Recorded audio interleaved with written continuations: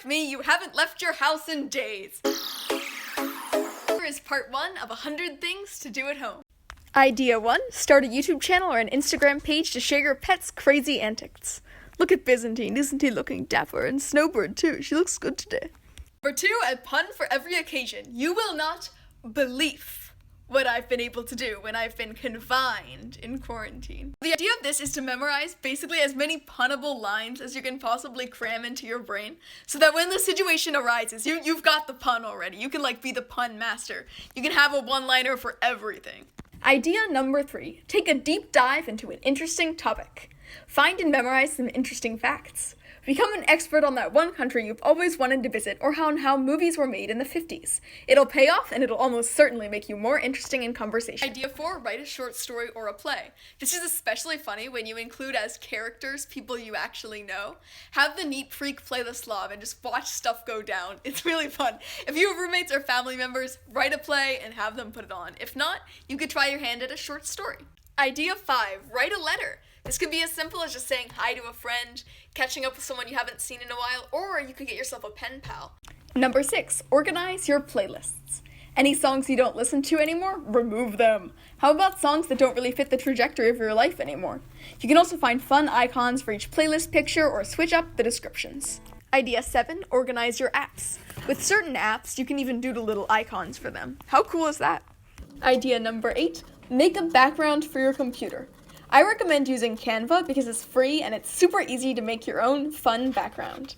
Maybe find a quote, use little shape things to organize all your apps. Yeah. As you can see, I just had a glorious time organizing my own apps and putting them in the wallpaper I made.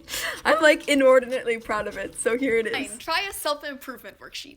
I'll link some of my favorites in the description. Number 10, create a meal plan. 11, research feng shui and use it to make your room more at peace. 12, find a new online community.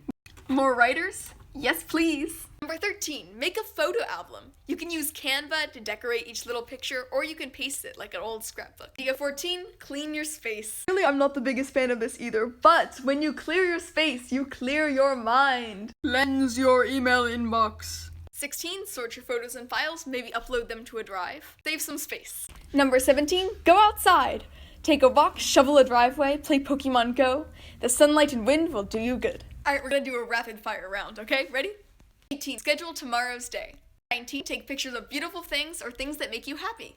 20, have a picnic. 21, watch TED Talks. 22, create a conspiracy theory and convince a friend to join you. See how many people you can recruit by the end of the day. 23, record yourself performing something. It could be a speech, a dance, anything you want. Record yourself and see what you can do better. Then try again, implementing those changes. This will help you improve really quickly. Sing! 25, write down your moral code.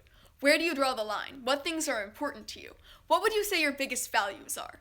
It can be really nice to have this in reach, and it can really help you stick to your guns when facing problems or difficult people. In this world, I feel like we get pressured a whole awful lot to adapt, but having this on hand can help you see what's important to you. For example, maybe you don't want to work Saturdays. Maybe that's something that's really important for you because you want to spend Saturday with your dogs or reading a book. It'll be different for everyone, but it's going to be a really interesting exercise, so give it a shot. Alrighty guys, thank you so much for watching, and I hope you'll join me for part 2. Please be sure to like, share, and subscribe, and if you leave a comment, I'll do my best to get back to you. See you next time, bye!